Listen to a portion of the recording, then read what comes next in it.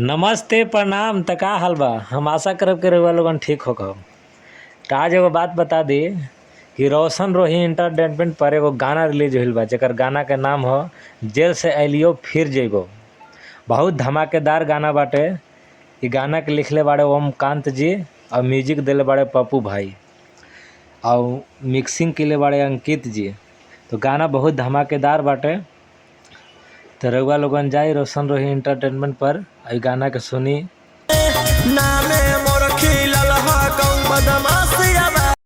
गाना के सुनी और दबा के शेयर करी।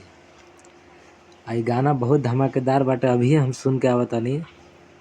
तो रउआ लोगन जाई यूट्यूब पर और सर्च करी जेल से अलियो फिर जबो और रोशन रोही इंटरटेनमेंट पर ये गाना सुनी और अपन प्यार आशीर्वाद रोशन रोही भैया पर बनौले रही।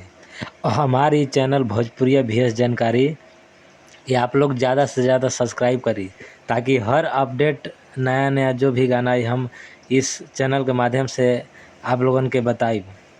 तो आज के लिए इतना ही। आए वाला वीडियो में हम आप लोगन के बताइब कि